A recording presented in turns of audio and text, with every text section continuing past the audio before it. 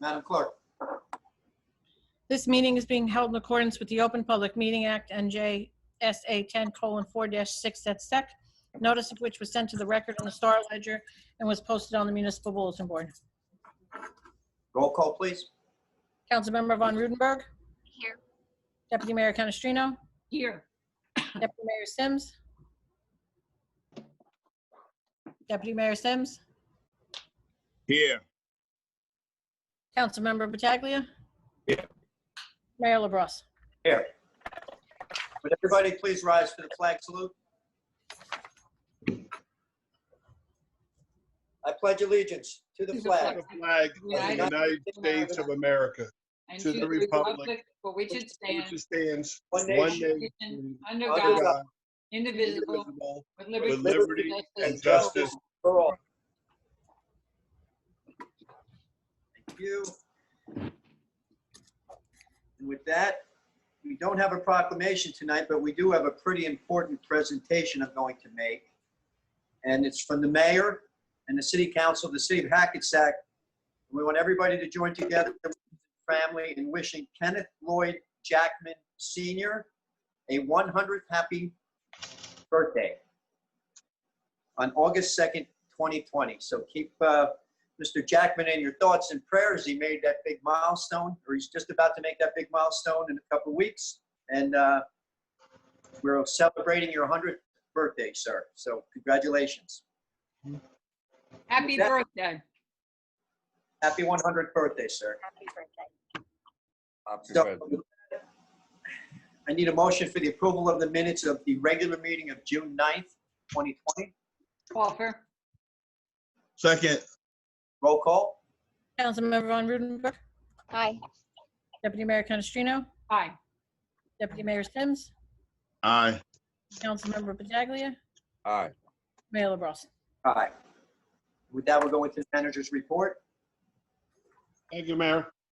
This is the city manager's report for July 20th, 2021. City offices are now open by appointment only. Please call the department directly to schedule your appointment. A phone directory is located on the hackensack.org for your convenience. Please be advised that a mask must be worn in all city buildings for assistance. 2, the city will be hosting its second drive-in movie on July 30th. This event is sold out, but there will be one more in August. Please stay up to date on hackensack.org to register for our next event. 3, parking regulations updated. All parking regulations have now been reinstated as of July 13th. Please obey all parking signs / meters. Please refer to hackensack.org for more information. A reminder to new resident parking permit streets. Please make an appointment with the police department to retrieve your residential parking permit sticker to be placed on your vehicle as soon as possible. Application is available at the hackensack.org under our parking update. 4, our rec department has been hosting a virtual camp for our children. Please be sure to check it out on the recreation website. 3 videos will be uploaded per day until August 14th, Monday through Friday only. 5, our information hotline is now an email only. Please refer to hackensack.org, submit for your inquiries. 6, the City of Hackensack Battle of the Badges blood drive is scheduled for Tuesday, August 11th from 1 to 6 p.m. at the Civic Center. Appointments are required. Please refer to hackensack.org for additional information. This will complete the city manager's report for July 20th, 2020. Thank you. Thank you, Ted. Okay, start with resolution 241-20. A resolution for the introduction of ordinance number 26-2020, an ordinance to amend Chapter 5 of the Code of the City of Hackensack, Chief Financial Officer, to permanently establish limitations on the amount of cash to be accepted by the city for taxes, fees, and all other monies owed to the city. Need a motion to introduce the ordinance, please? I'll offer. Second. Roll call? Councilmember Von Rudenberg. Aye. Deputy Mayor Canestrino. Aye. Deputy Mayor Sims. Aye.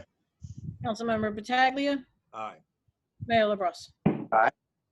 Be it resolved that the above ordinance being ordinance 26-2020 as introduced is now passed on first reading, and that said ordinance shall be considered for final passage at a meeting to be held on August 18th, 2020, at 7:00 p.m. or as soon thereafter, as the matter can be reached at the regular meeting place of the City Council, and at such time and place all persons interested be given an opportunity to be heard concerning said ordinance, and that the city clerk be and she is hereby authorized and directed to publish said ordinance according to law with a notice of its introduction and passage on first reading, and of the time and place when and where said ordinance will be further considered for final passage. Thank you. Resolution 242-20 is pulled, correct? Yes, that's the one we're pulling. Okay, so resolution 243-20. This is a resolution authorizing approval to submit a grant application and execute a grant agreement with the New Jersey Department of Transportation for the intersection of Linden and Anderson Streets Improvements Project. Okay, need a motion, please. Offer. Second. Roll call? Councilmember Von Rudenberg. Aye. Deputy Mayor Canestrino. Aye. Deputy Mayor Sims. Aye. Councilmember Pataglia. Aye. Mayor LaBrus. Aye. Resolution 244-20. Resolution authorizing tax refunds for state board judgments. Need a motion, please. Offer. Second. Roll call? Councilmember Von Rudenberg. Aye. Deputy Mayor Canestrino. Aye. Deputy Mayor Sims. Aye. Councilmember Pataglia. Aye. Mayor LaBrus. Aye. Resolution 245-20. Say resolution authorizing a tax appeal attorney to settle the cases on the attached list dated June 30th, 2020 that were scheduled for trial or settlement. Motion, please. Offer. Second. Roll call? Councilmember Von Rudenberg. Aye. Deputy Mayor Canestrino. Aye. Deputy Mayor Sims. Aye. Councilmember Pataglia. Aye. Mayor LaBrus. Aye. Resolution 246.20-20.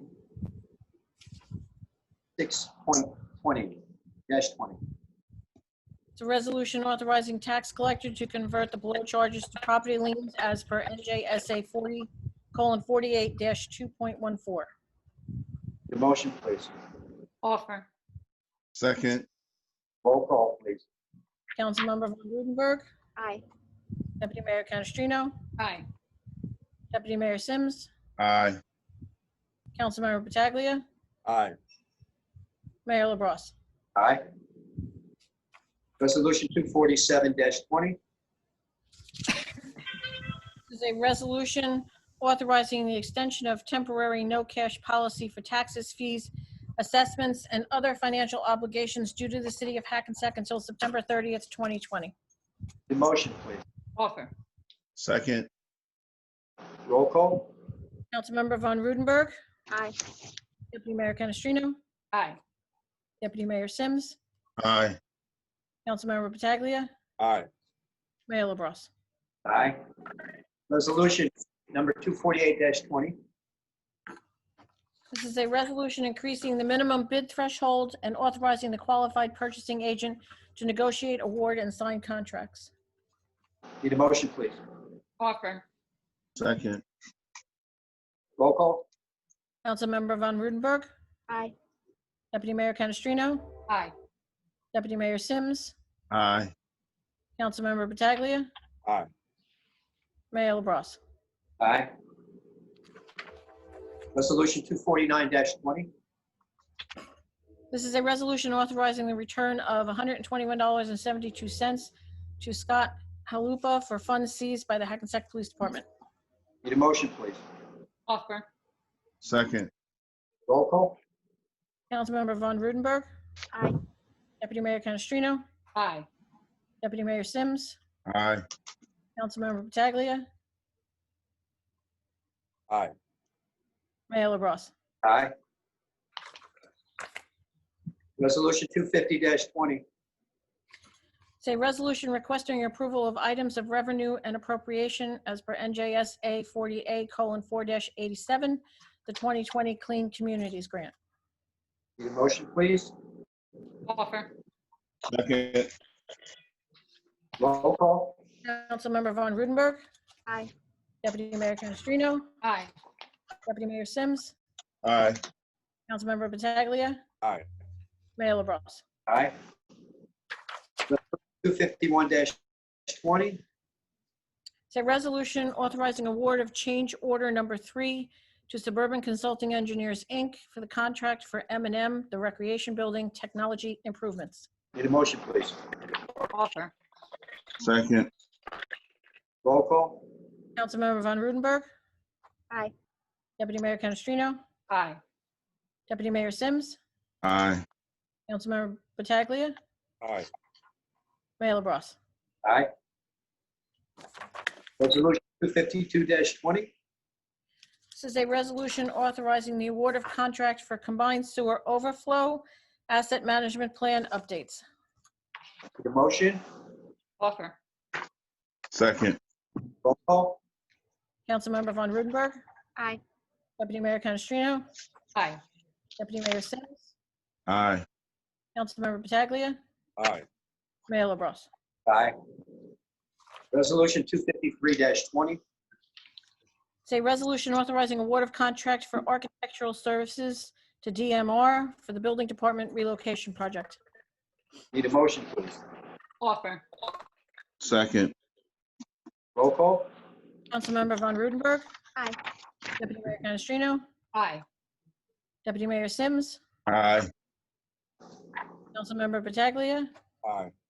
Mayor LaBrus. Aye. Resolution 254-20. This is a resolution authorizing award of bid contract for the radio communication repair and maintenance. Need a motion, please? Offer. Second.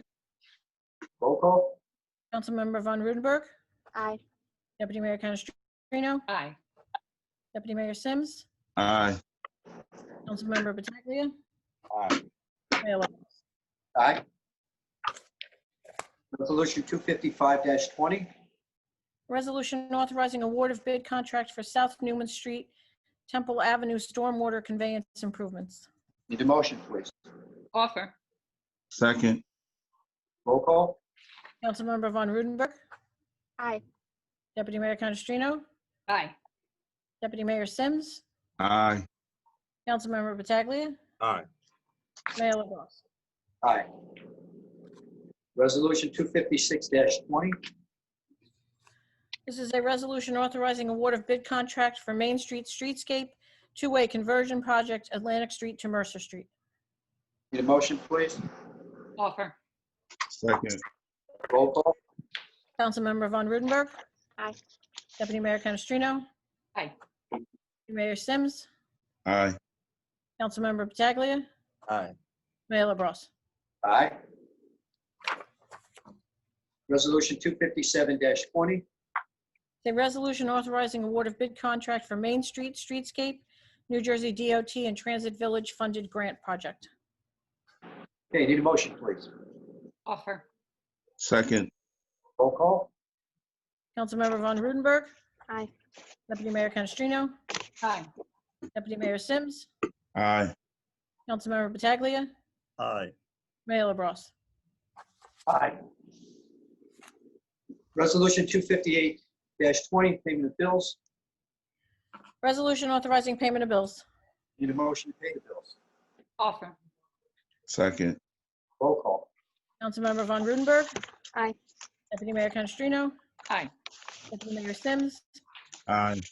Councilmember Pataglia. Aye. Mayor LaBrus. Aye. Anybody have any issues with the consent agenda? Any conflicts? Nope. Okay, go ahead and introduce the consent agenda. The following items are considered to be routine in nature and will be enacted in one motion. Any items requiring expenditure are supported by a certification of availability of funds. Any item requiring discussion will be removed from the consent agenda, and consent agenda items will be reflected in full in the minutes, including any exceptions and/or additions. Consists of Resolution 259-20 through 267-20. 259-20 is a resolution authorizing approval of the 713 Fiscal Joint Insurance Fund bylaws. Resolution 260-20 is a resolution authorizing the submission of a National Endowment for the Arts, Our Town Grant application. Resolution 261-20 is a resolution authorizing a leave of absence without pay for Stephen Savage, Recreation Director. Resolution 262-20 is a resolution authorizing leave of absence with pay for Daniel Klima, Sewer Repair Supervisor. Resolution 263-20 is a resolution authorizing a leave of absence with pay for Deshaun L. Cox, a laborer 1. Resolution 264-20 is a resolution authorizing a leave of absence without pay. It should say Brandon, it's spelled wrong. Chanel, laborer 1, Tree Department of Public Works. Resolution 265-20 is a resolution authorizing the renewal of liquor licenses for the 2020-2021 license term. Resolution 266-20 is a resolution authorizing the release of escrow for 35-59 Prospect Avenue. And Resolution 267-20 is a resolution authorizing recreation refunds for park permits due to the COVID-19 lockdown. And we need a motion. Offer. Second. Roll call. Councilmember Von Rudenberg. Aye. Deputy Mayor Canestrino. Aye. Deputy Mayor Sims. Aye. Councilmember Pataglia. Aye. Mayor LaBrus. Aye. Okay, at this time, I need a motion open to the public.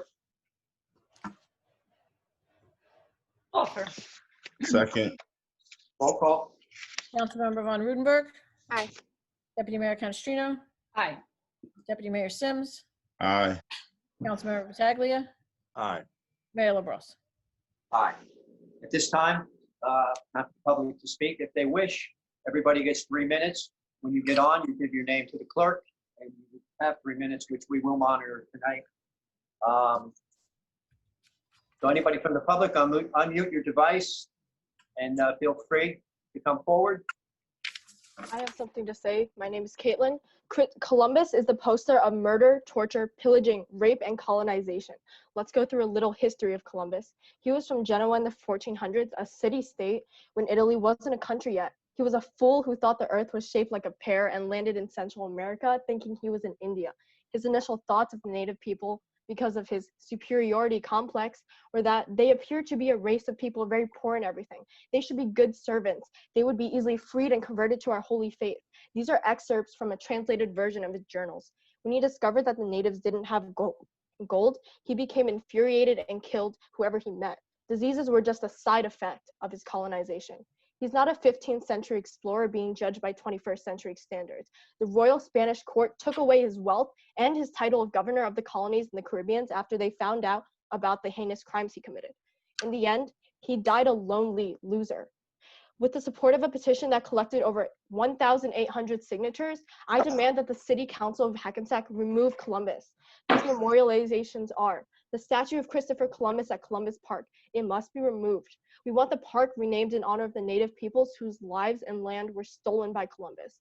The Columbus Day Parade on the second Sunday of October, rename it Columbus Day. It must no longer be celebrated in Hackensack. Rename Columbus Day to a name that honors native peoples and their culture. Use the renamed holidays and its funding to educate the city instead.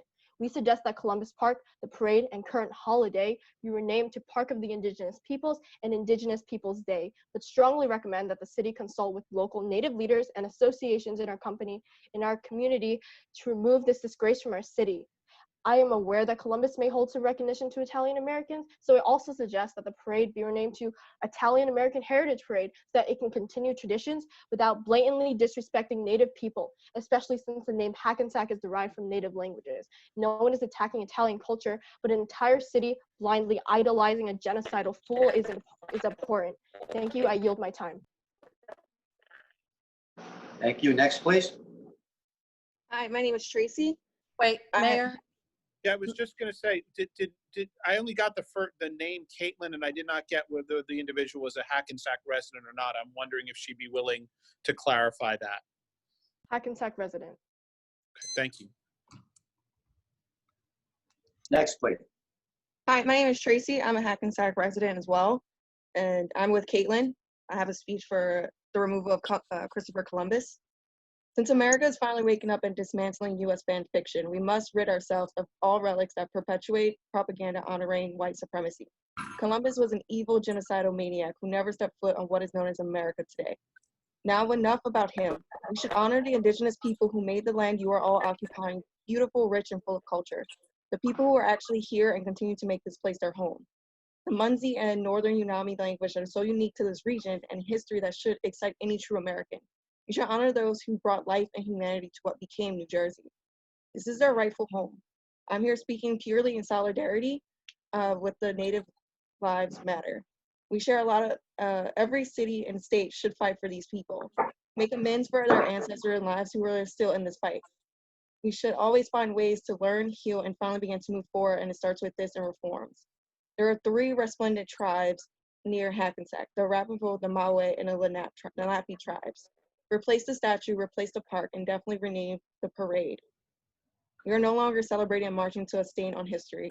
I encourage you to speak to their communities and their leaders to bring Hackensack into a new era of honest America.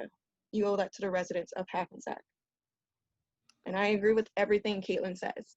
I yield my time. Thank you. Next person from the public, please. Hi, this is Elaine Rivers. I'm a Hackensack resident. I actually have 2 questions for you. First and foremost, after Tropical Storm Faye, I experienced flooding in my area and water backup in my basement that I hadn't experienced in years. What is the status of the water sewer infrastructure corrections, and what relief can I as a homeowner or property owner expect from the city of Hackensack? My other question is in regards to African American businesses participating in the redevelopment that's been ongoing here in Hackensack. What is the process? What kind of oversight does the city council provide in terms of developers ensuring that there's some level of diversity and inclusion? Thank you. Thank you. As far as I would need to know your exact address for your location in order to speak about your sewers. It's 259 Railroad Place. I'm in the Okay. corner of Railroad Place and High Street. Tremendous flooding and backup of water in my basement. Right. First name was Elaine. You mind if I call you Elaine? That's fine. I'm sorry, I didn't catch your last name. But Elaine, I mean, we had massive flooding throughout, including my house, which I had the water in my basement. Still trying to get the dampness out. I can't say that the city is in a position to for restitution for any damages caused by a tropical storm. I will check into the sewers in that area. We're constantly, we bought the new sewer truck. We've been working feverishly to keep the sewers clean. But unfortunately, when you're a tidal city like us on the tidal river, and we get perfect storm conditions, a tropical storm, high tides, we are going to have some flooding in the city of Hackensack. It's been flooding for years. I know some, it will go 5-10 years without anything bad, and then we'll get hammered. But I'll have the city manager check Railroad Avenue. Are you near Stanley Place at all? Yes, I am. I'm a few blocks away. Mm-hmm. We've actually focused on that in years past, down there trying to keep that cleaned out. We find a tremendous amount of plastics and stuff, and it's a big problem for the sewers down there. But I would definitely Well, I sincerely hope, Mayor, that with all of the redevelopment that's ongoing, that there will be some relief and attention to those of us who are residents and homeowners and have been here in Hackensack for a number of years. My family's been here since the 20s. I understand the flooding, but it's getting worse. Elaine, that development that's going on downtown is what's paying for the separation of the sewer systems, which is causing most of the problems throughout the city. We have a special assessment of sewer hookup fees for every unit that is built, much higher than they used to be, to help with the infrastructure repairs we're doing at this time. We're in the middle of separating, I don't know whether you know, Hackensack is what's considered a combined sewer system where your sewage and your storm water is mixed. And all that water runs down to the Bergen County Utilities Authority and is treated.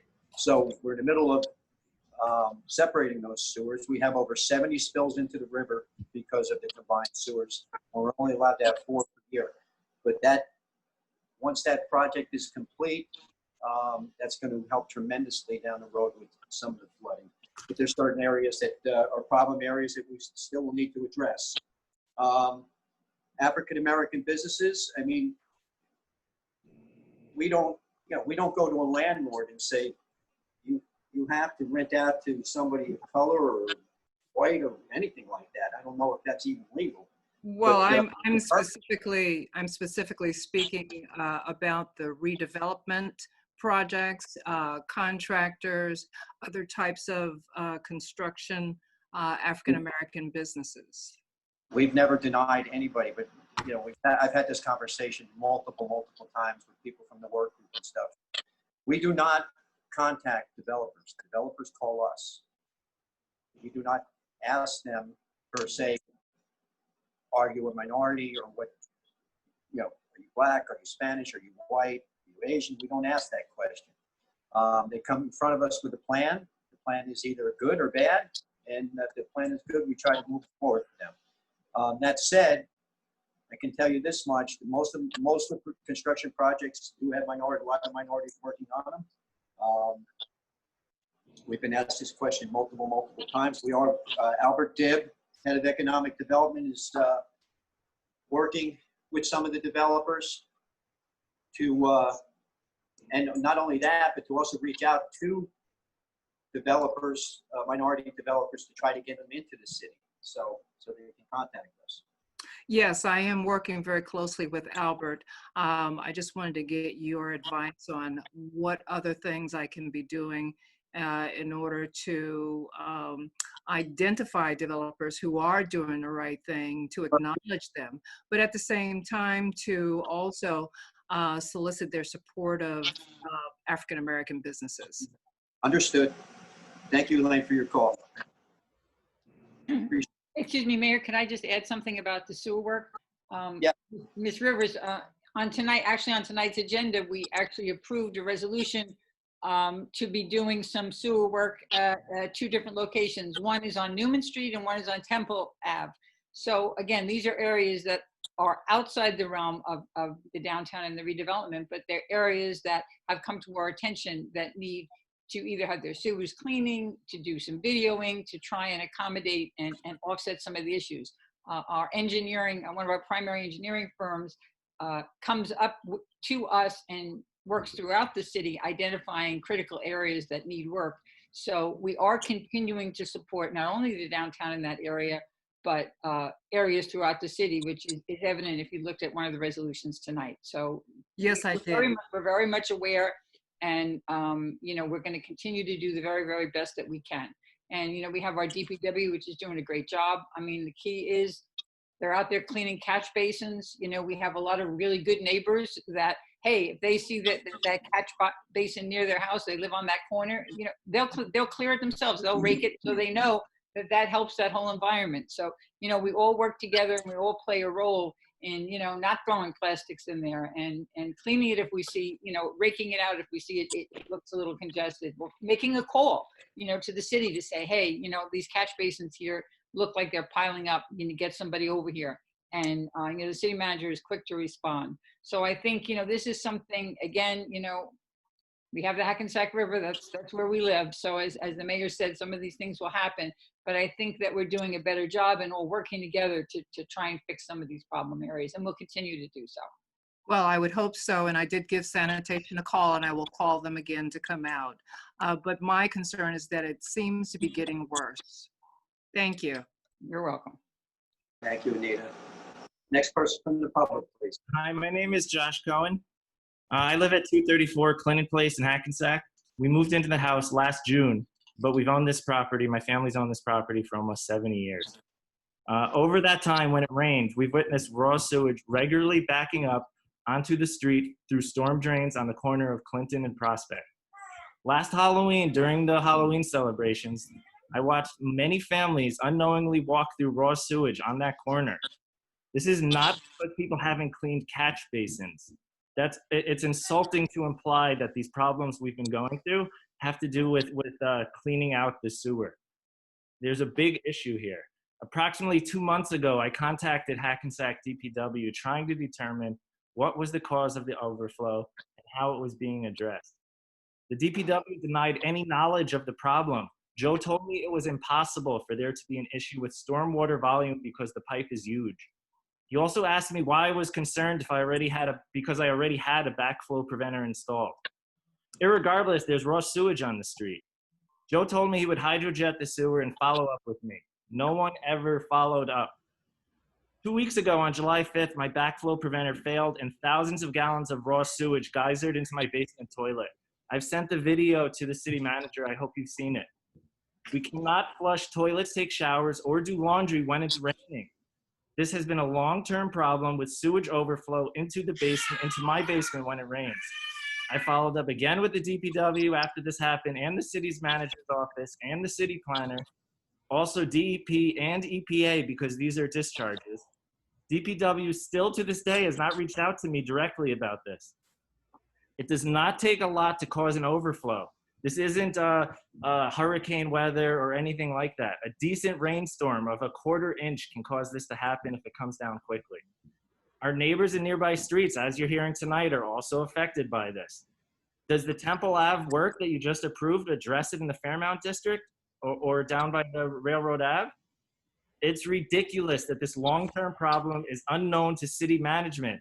I was talking to Susan Brezone, the project planner. She wasn't aware of overflows in this neighborhood. How is that possible? She's the one who's writing your CTO plan, your long-term plan for the sewage, and she wasn't aware of this neighborhood flooding? How can we trust that you're addressing that on the plan? Unbelievable. This is this issue. I'm sorry? I didn't know whether, I thought you might have been done. No, I'm not done. It's negligent to dismiss issues of sewage discharge on your streets. You've been developing a long-term plan for managing sewer overflows. You can't have an effective plan without understanding what the scope of the problem is. Your CSO survey on your own website never mentions or asks about basement overflows. All it talks about is overflowing into the river. It doesn't talk about raw sewage on the streets and watching families walk through that celebrating Halloween. I'm coming to the city council meeting tonight because this is a city problem and it needs to be fixed. And I want to see a real plan around it and not talk about cleaning the drains on the street. It's ridiculous. Now I'm done. Thank you. Thank you. I can always say this, Mr. Cohen. Let me speak real quick. I've been on this council since 2009, and I find it hard to believe myself that nobody has brought this. Not one resident has ever come forward, to my knowledge, to a city council meeting and complained about raw sewage on Clinton. Now, I have a councilwoman that lives on Clinton. I know several people who live on Clinton. I know I'm happy to show you the photos and the video, sir. It's on street level. So much sewage every time it rains. I've never heard Right at the bottom of the hill. So we're definitely going to look into it. And I'm just telling you, I would think that something that bad would have made it to the city council. I can't wait to show you the video and the photos that I have. Please send it to me. Honestly, this is the same attitude I get when I call DPW that there is no problem and it's not that bad. I'm stating a fact that I am amazed that nobody has come to a council meeting before now since 2009. Well, I can't speak to everyone else. I can say my neighbors called DPW and been dismissed many times. I know that all my neighbors have backflow preventers on there. And I know that you have a lady who just spoke who's also telling you of this problem. I can't speak why no one... We're well aware that we have sewer issues in Hackensack. We're spending a tremendous amount of infrastructure funding to try to move this forward and get it done. This is not going to be an overnight thing. But you just said you're not aware of flooding in this neighborhood. Are your plans going to address that? That's not what I said, sir. I'm not aware of raw sewage all over the streets on Clinton. Not all over the street. It's at the storm drain where it overflows. And in my basement now also. And also it sounds like in your other citizens' basements. I live on Brook Street, all right? That name in itself should talk about flood. So this isn't related to a brook. This is related to the sewer coming down the hill. I have to apologize. I made a big mistake going back and forth, which I'm not going to do anymore. Thank you for your call. City manager, yours. Sir, this is the city manager. Please call my office tomorrow, and I'd I've like to been speak talking to to you. Jan, thank you. Did you want me to help you, sir, or did you just want to I'd like cut me to off? fix so that there's not raw sewage on the street. Sir, I asked you, just call me tomorrow and we will speak. Thank you. I'll look forward to that. Ted, may I call you as well? Yes, I would really appreciate that. Thank you. And I hope you can understand why I'm frustrated at having so much sewage in my basement every time it rains. And then I'm sorry if I'm excited, but I hope you can understand that this is a major issue with having a 6-month-old at home. Okay. Thank you. Next person from the public, please. Good evening. This is Bridget speaking. Good evening. Good evening to all. I want to just say, I want to read this statement. And I have 5 questions that I will be presenting to the City Council. No need to answer all today, but I'm hoping that by August the 18th, we'll have some answers to the questions. I do not want to keep having the same conversation about inclusion because you know basic math. 2 + 2 equals, you are not always right. With police brutality being just one factor of systematic racism, we haven't even touched the most obvious, like housing, hiring discrimination, and economic disparity. So as we, the community, want to teach the City Council about the importance of diversity as it happened before our eyes, and as the city is being revitalized, the mayor spoke, and in the Northern New Jersey newspaper, with the revitalization is happening for the Bergen County Courthouse and the Hackensack Medical Center. What should this tell the people about our leadership of this city, which stands at 66% Black and brown people? I am asking these 5 questions of the City Council as a collective leadership to be answered for the next meeting, which is August the 18th of 2020. Number 1, are there racial, ethnic, or gender disparities between the availability and utilization of qualified minorities doing business in the city of Hackensack? 2, what will your possible explanation for any disparities that you find? 3, is there discrimination in contract awards or the bidding process in the city of Hackensack? 4, does the city of Hackensack passively engage in practices of results in disparities? And 5, what range of remedies will you use in finding to correct this behavior? So what I want to say to you all is, it is time to sit at the table with the Black and brown community, African Americans, because as within your city hall, there is not one African American employee working there. I'm not talking about DPWs. I'm talking about someone who is working within your city hall. It shows. So I'm hoping that in the end, when we sit around the table to have this discussion, you don't have to invite me to the table, but I will bring a folding chair and be at the table. Thank you so much. Thank you, ma'am. Next person.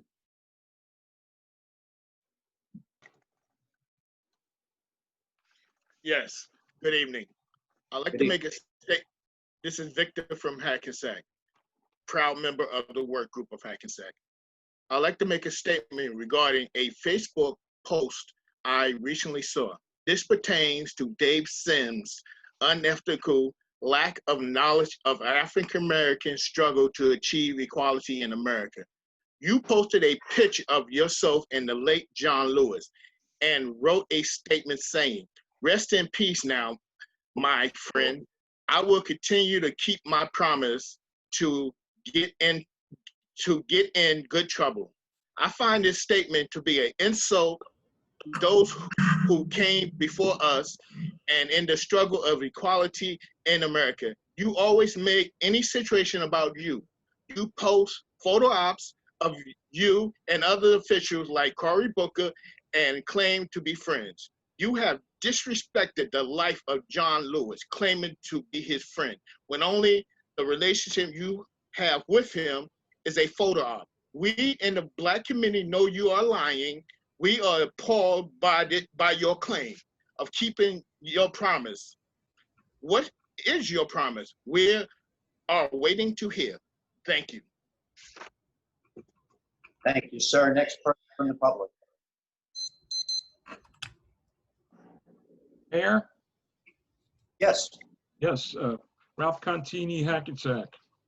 Hello, Mr. Columbus Park and the Columbus statue in Hackensack is not just a park and a statue, but a cultural symbol of the Italian-American community, and renaming or removing them will cause irreparable harm. It will deprive us of liberty, equal protection, and freedom of expression. Liberty does not just mean free from bodily restraint, but also free from undue government interference. The Italian-American community of Hackensack is requesting the city respect and protect our civil rights, not entertain individuals or groups that seek to strip us of our civil rights. Columbus has been referenced by scholars, including Harvard, as the most important man in history. He is the accepted father of the modern world. Did he do the things he's being slandered for? No, he was dead long before the 17th and 16th centuries. The claimed genocide of the New World, unforeseen and unknown exchange of old and new world diseases. The conquistadors colonized the New World after Columbus's death. So in 1940, while tens and thousands of sons and daughters of Italian immigrants are joining the Allied forces in World War II, construction of the first Ward Park began. Once completed, it was named Columbus Park. This naming was in recognition of the contributions of the many Italian immigrants who settled in the city of Hackensack, the first ward being the landing zone for majority of them. The first ward was a unique community, with these Italian residents forming their own churches, opening schools, opening retail shops, among many other things. It made the neighborhood unique. This group prayed together, worshiped together, formed relationships that have lasted decades and multiple generations, most still to this day. They enjoyed many pleasures in pursuit of the American dream. Renaming Columbus Park and our removal of Columbus statue does nothing to help resolve the tensions and difficulties faced by modern society trying to interpret the past. What it does do is to legitimize the city's Italian-American history, stories, and struggles. And we have just as much a right to have these represented as any other group. We work hard every day, just like our forefathers did, to make the city a better place for all of us. Thank you. Thank you, Mr. Contini. Next, please.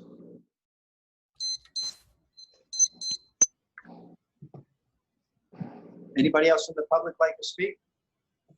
Yeah, I'd like to speak. Gary Tizano, Fairmount Avenue, Hackensack.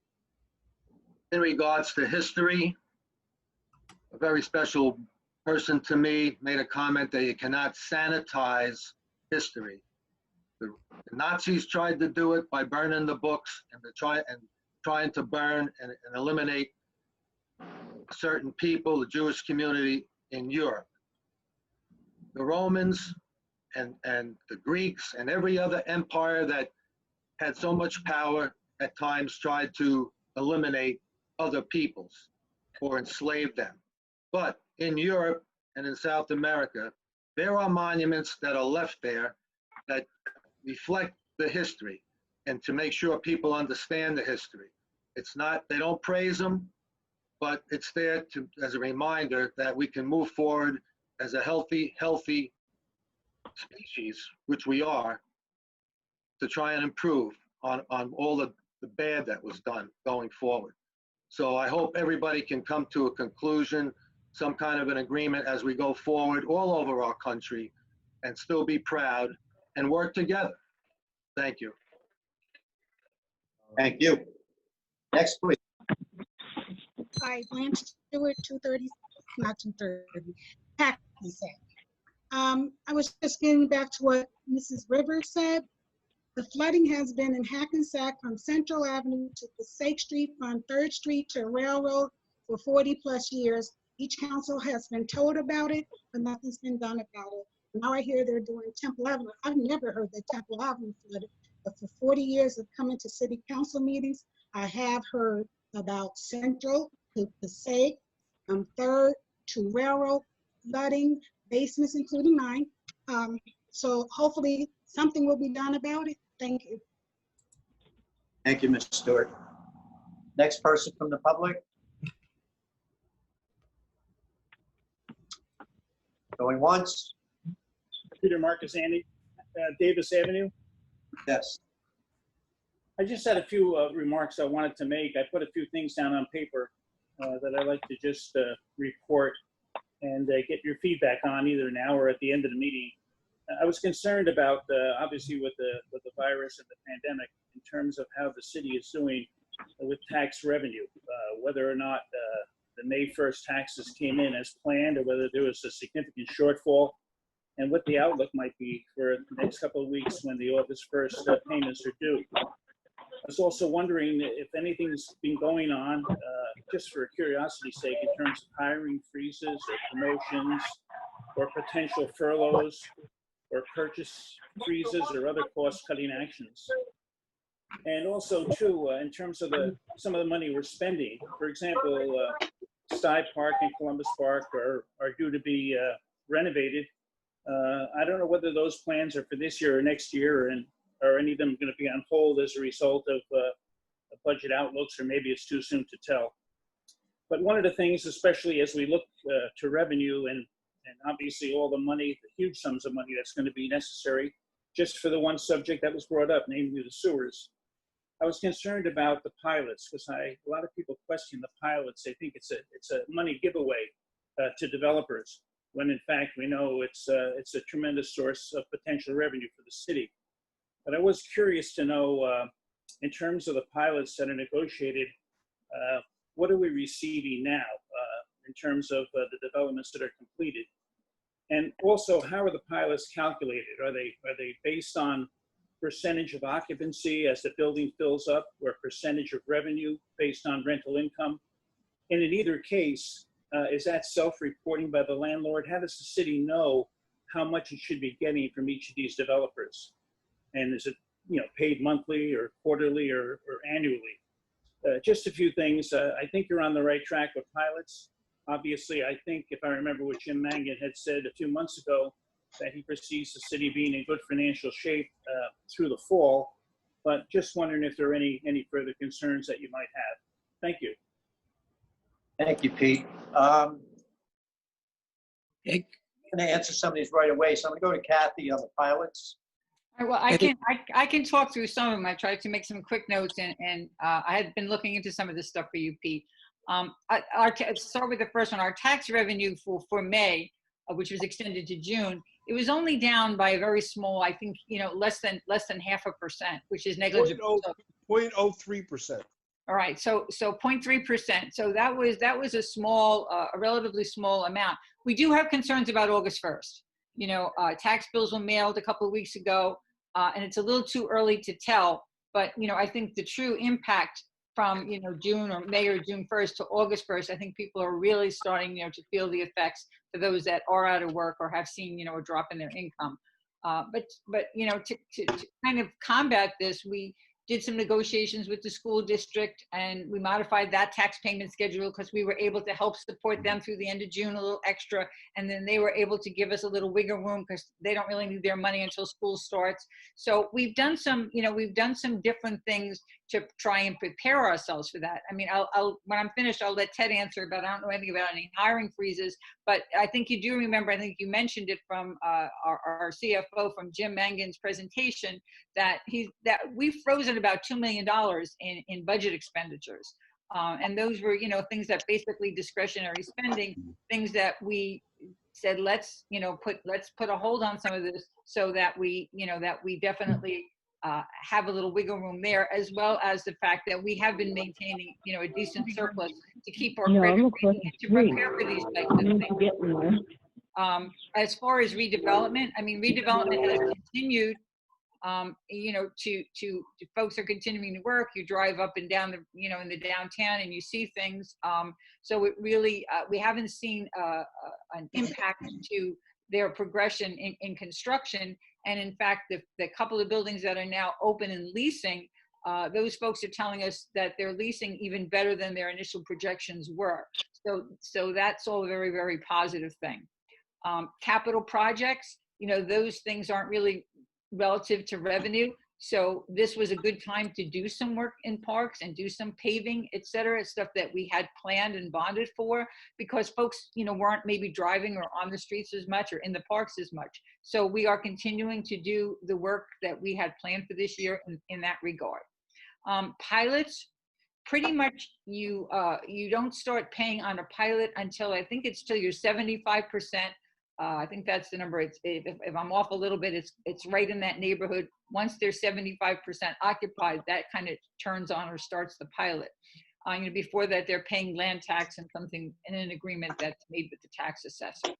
We have two that have reached that plateau. One is the 100 State Street that has been in existence for a number of years now. Currently, I think they're paying close to $540,000 a year in a pilot.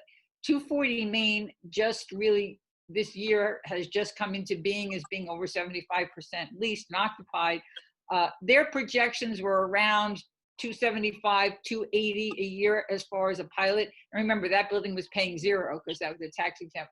But we really won't know until we get their actual numbers.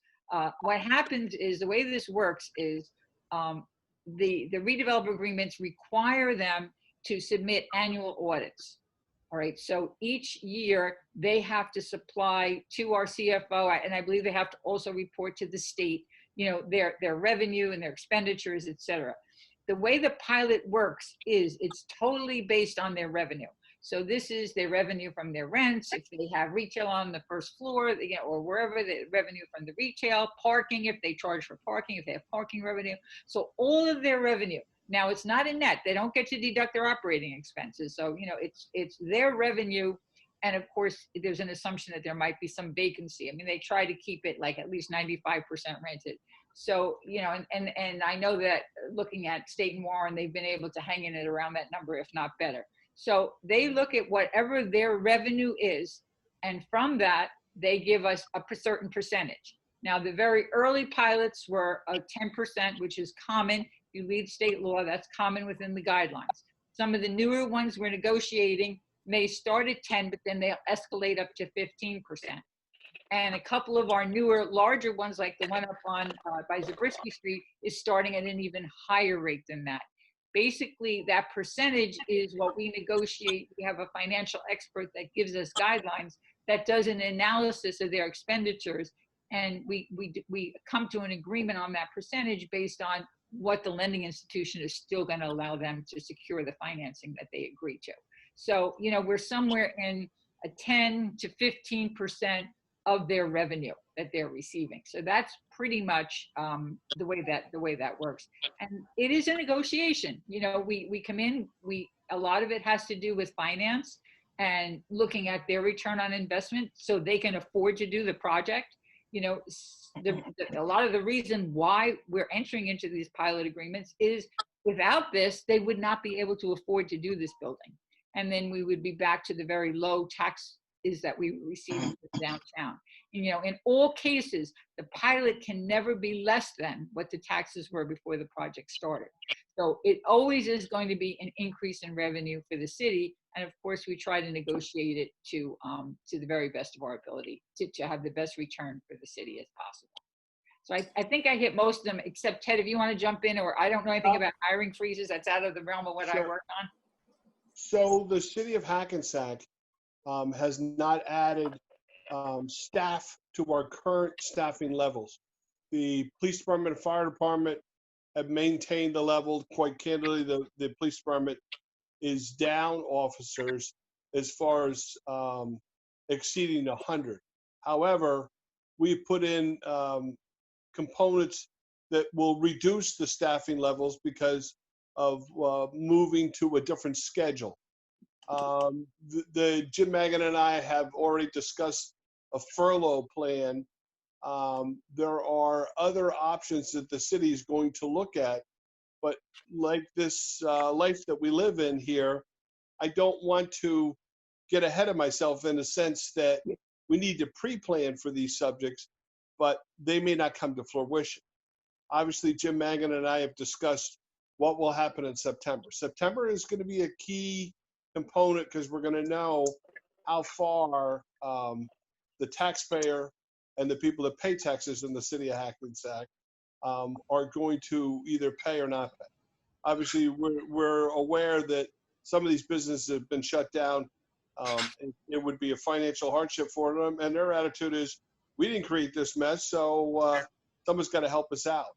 But a full-blown layoff plan, but as I stated before, our numbers and the amount of staff that we have in the city of Hackensack has been reduced since prior to my arrival. We've gradually reassessed positions and tried to determine that what's the maximum bang for our buck we can get out of grouping requirements together. There was apparently some layers of staff that we probably don't need, and under the COVID-19 and the working from home, we've learned a few other lessons that we're going to refocus our efforts, because we're just like the no cash, we're changing the way we do business, and society has changed also. Never in a million years did I think that I'd need to buy a monitor with a computer screen so you can physically look at doing these Zoom meetings or conference meetings. But this is the new normal, and we're all trying to adjust to it. But to answer your question, have we added staff? The answer would be no. We've replaced a few key components because we absolutely had to have these people in place, but our numbers are down as far as staffing, and I'm eagerly and hopefully praying that our response in September for the taxpayer will fulfill their obligation to pay their taxes, so I can fill my obligation to manage the city and provide an acceptable level of service that the taxpayer pays for and deserves. Thank you to both of you. I appreciate it. No Thank problem. you. Anybody else from the public? Yeah, could you hear me? Yes. Yes. Could you hear me? Yes. Yes. Hello, can you hear us? Hello? Hello? Hello? Yes, sir, we're answering. Go ahead. This is Dr. Masulo. Can you hear me? Yes, sir. I am vehemently opposed to renaming the Columbus Park and the removal of the Columbus statue from Columbus Park. I am a 37-year taxpayer and resident of Hackensack. My medical practice has been located in Hackensack for 40 years. I am a member of the Bergen County Historical Society and the current president of the Hackensack chapter of Unico National. Christopher Columbus is getting a bad rap. The memory of Christopher Columbus has been maligned by those who don't know the real history of Columbus. According to the Sons of Italy Foundation, Columbus never owned slaves, nor brought any slaves to the Western Hemisphere from Africa. In fact, Columbus found that slavery was practiced in the Caribbean by native tribes. The Caribs and cannibals made slaves of the tribes they conquered and also ate their victims, hence the word cannibal. The Aztecs, Incas, and Mayans also kept slaves. Columbus was not a racist. He did not consider the Indians he met to be racially inferior in any way. He praised their generosity, innocence, and intelligence, and had friendly relations with them. Columbus did not commit genocide. The death of many thousands of Indians was due to their lack of immunity to such diseases as smallpox, typhoid, diphtheria, mumps, and measles that they contracted from the Spanish explorers. In turn, the native Indians infected the Spanish explorers with syphilis, which the explorers brought back to Europe, causing a major epidemic. In fact, Professor Aliena Roberts, Associate Professor of History at the University of Pittsburgh, writes that 5 American Indian nations in the southeast United States held black slaves in the 1830s.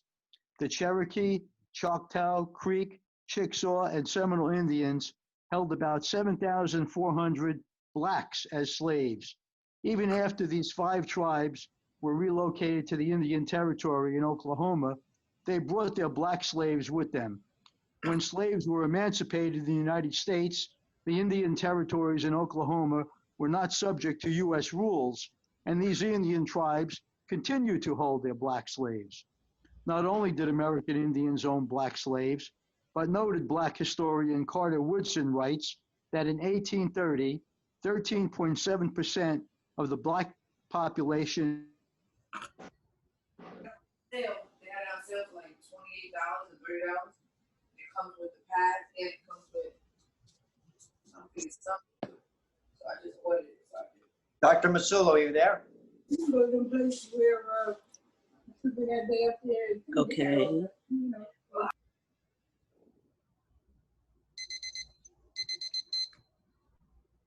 In the United States was free. Must be considered the great-grandfather of our country. I implore you to honor Christopher Columbus and not change the name of Columbus Park, and do not remove the Columbus statue from Columbus Park. Thank you. Thank you. Well, that's on the wrong side of history.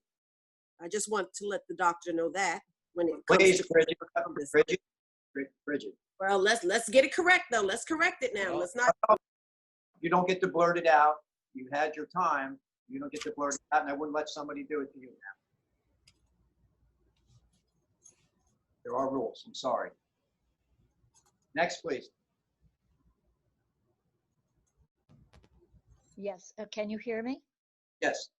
Okay, my name is Lucy Stamilla. Although I am not currently a resident of Hackensack, I lived there most of my life, and I have extensive family there. I wish also to address the Columbus issue. I think it is a sad commentary of our times that many persons whom we have honored for many years have come to be degraded, disrespected, and dishonored completely by people who seem to be hell-bent on destroying our heritage. To attempt to judge the actions of those who have gone before us by the 21st century standards is unfair, unjust, and ridiculous. Each of us is a product of the times in which we live. Therefore, to be fair, one must be measured by the mores of the era in which a person is living currently. Christopher Columbus may certainly have had flaws, as do we all. However, we must never forget that it was he who, together with his brave crew, sailed into unknown waters and discovered a new world, a world which has been generous and welcoming to people of all nations desiring to be free. I urge you to maintain the Columbus Park name and the statue, which is so valuable to the city of Hackensack, not only people of Italian American heritage, but the general public who have come to know that park and love it and enjoy seeing that statue. Thank you. Thank you, Ms. Miller. Next, please. Anybody else from the public? Hearing none, motion to close. Offer. John, excuse me, it's Randy Glover. Who is it? It's Randy Glover. Go ahead, Mr. Glover. Hackensack. Yeah, good evening, John, Kathy, everyone.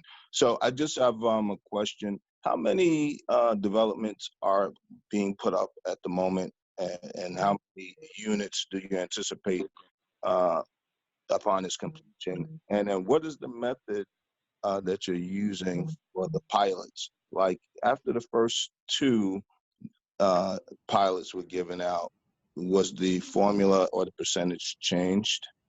That's my question. Defer to Kathy. All right, to give you a rough number, right now off the top of my head, Randy, I could certainly send you something at a later time, like how many of them exactly. I know right now we have like about 2,000 apartments that are probably a little bit more than that right now that are in the various stages of development. And, we're in negotiation with other folks that have the potential for maybe another 2,000. But again, that's just a potential as far as numbers of units go. Yes, initially, as far as stepping up and making changes, initially the pilot agreements that were done, had to be a little bit more encouraging because there was no history with which to base on. So for folks to be able to make this kind of investment, for banks to be able to trust it, the initial pilots were more generous. They, most of them were flat 10%. There was no escalators. There were easier sewer connection fees that we quickly stepped up so we could accomplish, sewer things. COA fees were added. If you weren't going to build affordable housing, you had to make an affordable housing contribution. And then step-ups were added, where instead of a flat 10%, it would step up from 10 to 15%. So as we move forward, we have made the pilots less enticing than they were initially when the first few players came into town and really, assumed a great risk to be spending that type of money in an area where the return on that investment was not yet proven. And it was difficult to get financing because for those very same reasons. Banks lend money based on what they can support historically by looking at the return on that investment for them as well. And even still, we're young in that process here in Hackensack because we only have 2 buildings right now that are really at totally rented. But we have 210 is renting and 18 East Camden, and we have 2 more now that are that have started and are leasing at a decent rate. And there's a couple I think that will be following in their footsteps, not that far away, that are pretty near completion. Like looking at Ward Street, looking at where the old Woolworths building was, those buildings, are kind of coming together rather quickly and finishing. Most of the outside work is done, finishing up the insides. So each year we're going to be seeing hopefully increases in those revenues, increases in the sewer fees, so that we're able to contribute and do more sewer work without affecting our city taxpayer monies as well. Thank you, Kathy. Just one more quick question. So the $2 million that's put in the fund, does that go towards affordable housing? The money that's in the fund can only be spent for affordable housing, and it can be spent to help someone develop brand new affordable housing, and it can also be spent to rehab existing affordable housing. And, we're still in the process. Actually, I have a meeting on Wednesday with the Affordable Housing Council to go over the latest, where we are in agreement with Fair Share Housing and getting their blessing and approval on the plan that we have. Because before we can spend that money, they have to approve our spend plan. So, as I've mentioned in the past, we have 3 or 4 different folks that have approached us to build affordable housing. And, we want to be ready when they're ready, so that whatever the contribution is of the city, whether it be, actual monies or even properties, if we have some city properties, a small parking lot, a small area that possibly they could add to and build the affordable housing that they need to at an affordable place, that's something that the city is willing to do as part of that negotiation as well. So, we understand the need for it. Absolutely. We've been talking to these folks for a while now, and we're hoping that we get not more than one of these projects to see the light and come to fruition. But it's definitely on our radar right now, and hopefully we get this fair share approval and we can move forward. Thank you very much, Kathy. You're welcome. Anybody else from the public? Hearing none. Motion to close to the public. Offer. Second. Roll call. Councilmember Von Rudenberg. Aye. Deputy Mayor Canestrino. Aye. Deputy Mayor Sims. Aye. Councilmember Battaglia. Aye. Mayor LaBrus. Aye. Okay, this is Stephanie. Good evening, everyone. Thank you for coming. First of all, happy birthday to Mr. Jackman. It's a big milestone. Not a lot of comments in regards to the removal of the renaming of Columbus Park. You know, our role on the council is to serve, you know, represent all our residents and hear all of their concerns. So all concerns are heard and taken into consideration. You know, I think that while the different movements in the country right now is to affect change, and some of that change is wonderful, we have to remember that some of the Italian Americans that have been part of our city for a long time might feel the opposite, that they are, you know, they are being silenced and they are not being represented. So our role as a council is to make sure that all our residents feel welcome and all their voices are heard. And I appreciate and thank everyone who discussed the Columbus Park renaming tonight. Thank you. No players coming? No players are coming?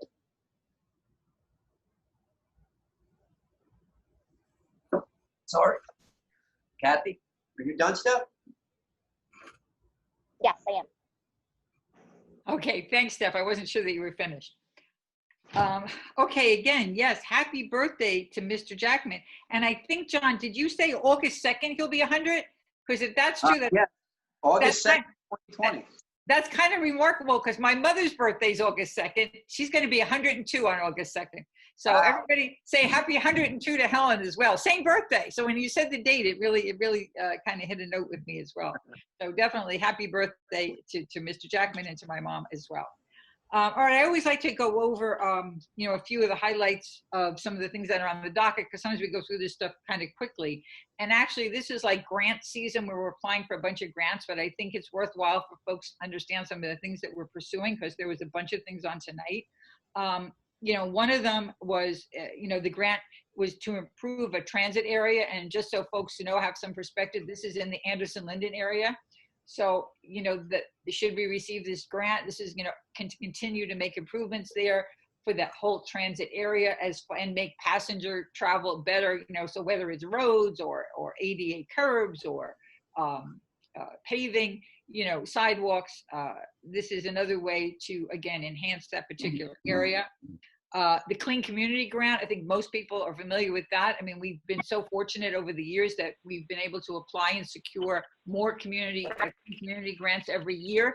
And as a lot of folks in town know, we get different organizations together and they go out a couple of times a year and they do a great job of, you know, going through parks or wooded areas or by the railroads and, you know, and cleaning up the junk and having a good time of it all as well. And it's a way for the community to come together and also for some of these organizations to receive some funding as well. Then there was a third one that we're applying for that was an arts grant. And we're actually looking there, should we be successful in obtaining that grant? Those of you that are familiar with Demarest Place, you know, that's kind of, it intersects Main Street. It really connects, like you could walk from the bus station, the bus terminal on Moore Street, and you could walk up Demarest Place, kind of takes you through where the old Woolworths was, that area, and it actually brings you right into kind of the Atlantic Street garage area or connects to the Hack Pack, which gives the arts connection. And, you know, that's been something that we've used over the years. We've had some art shows for local artists there.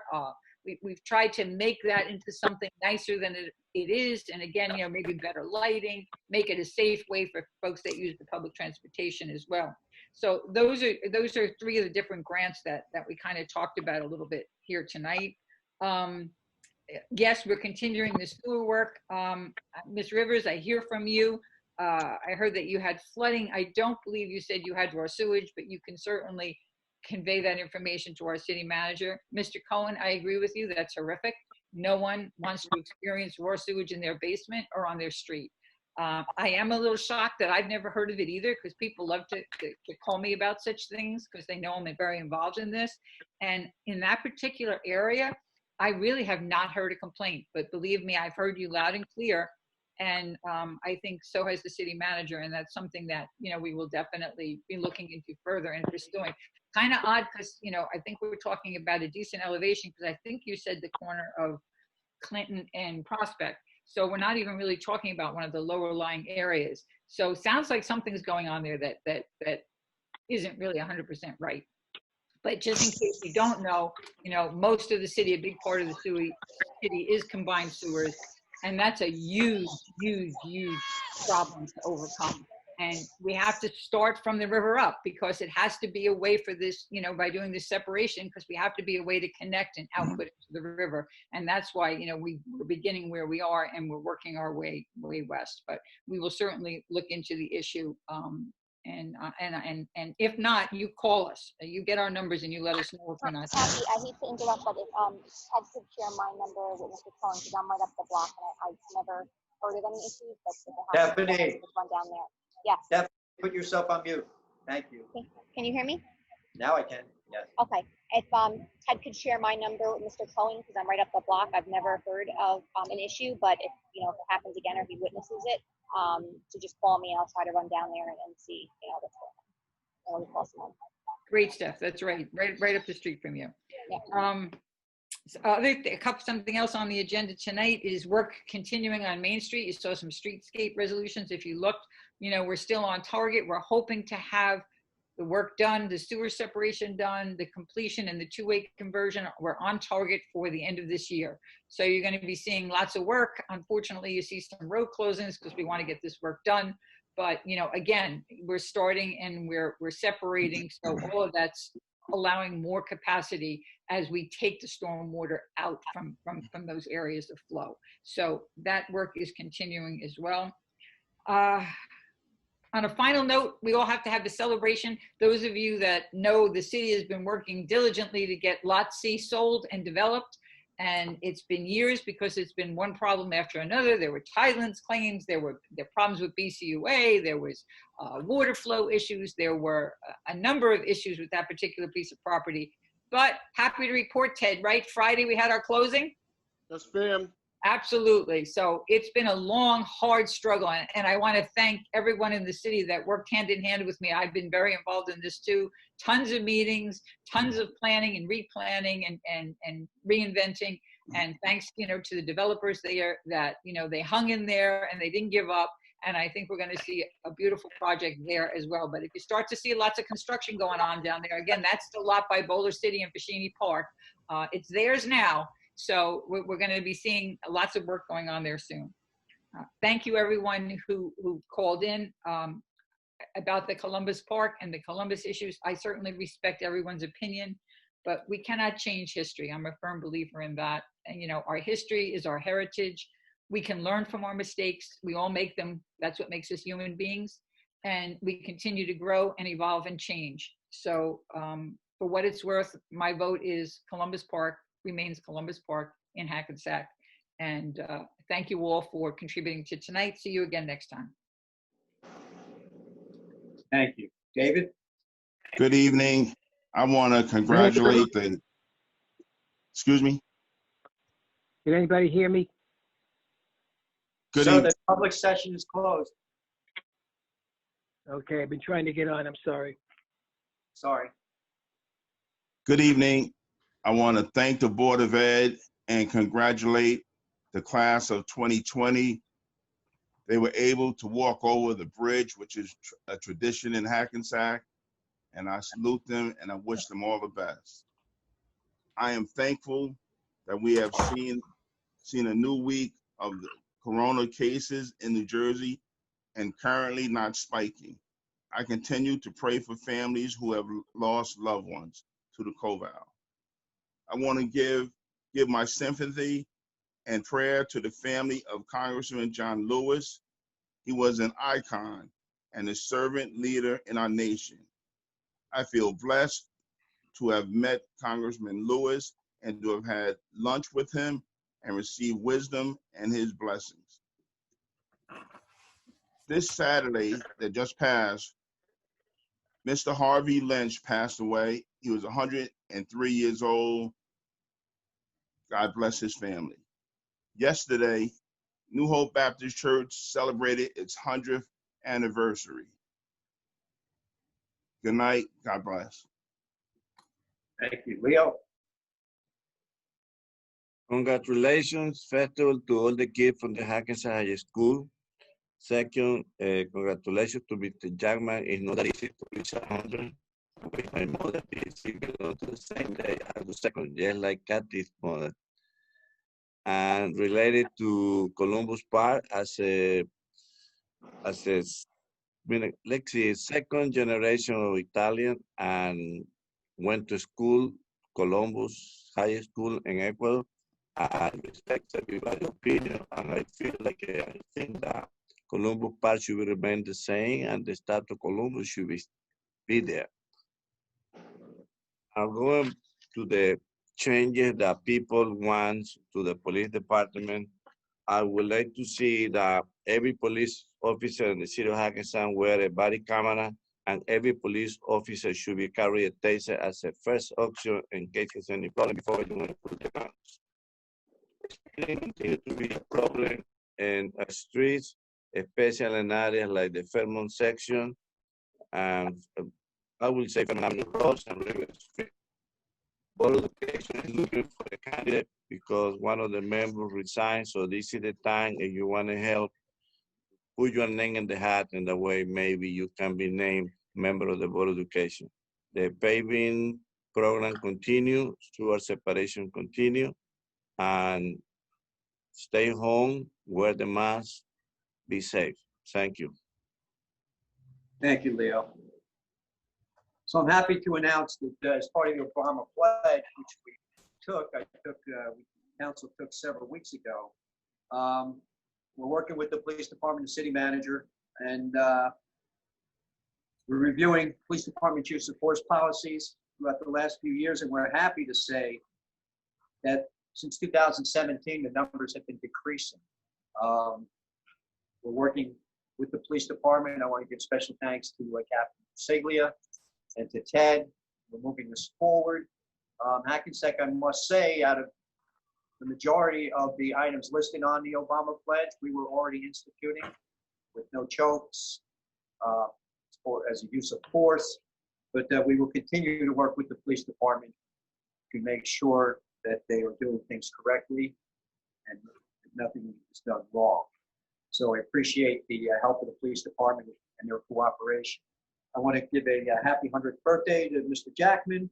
Happy 102nd birthday to Helen, Kathy's mom.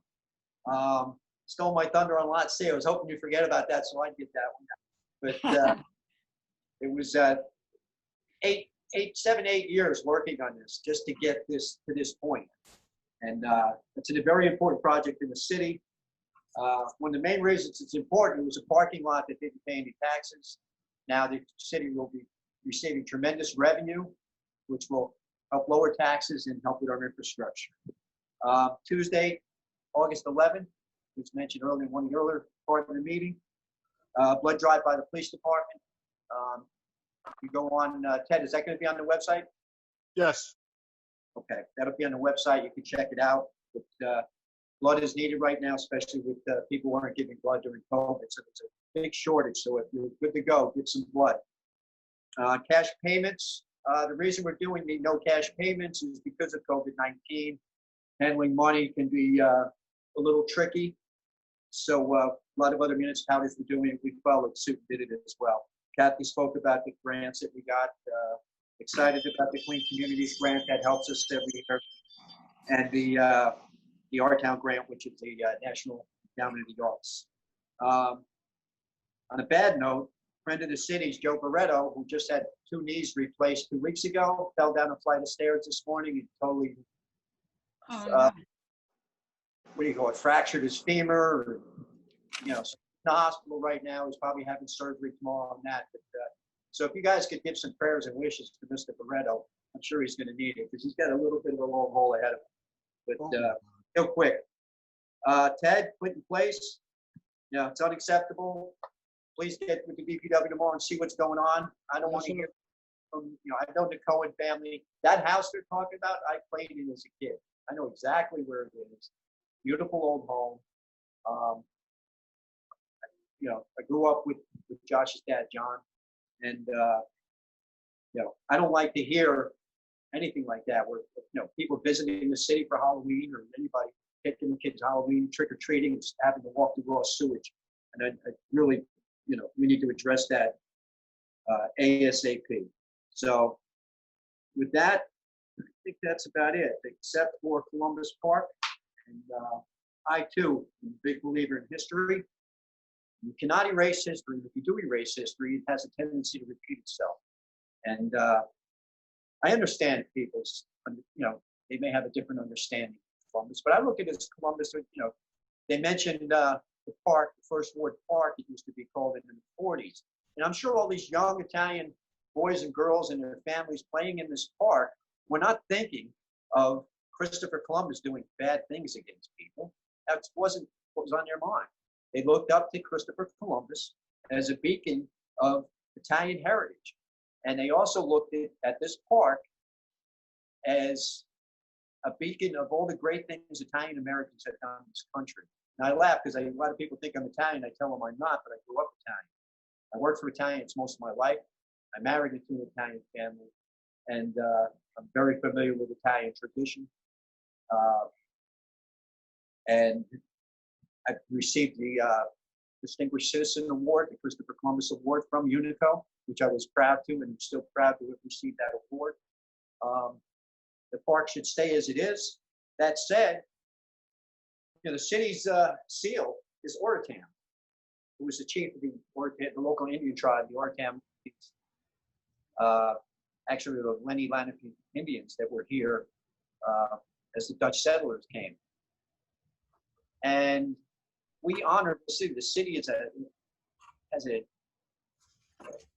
Indian name. We have an Indian chief who is on our seal.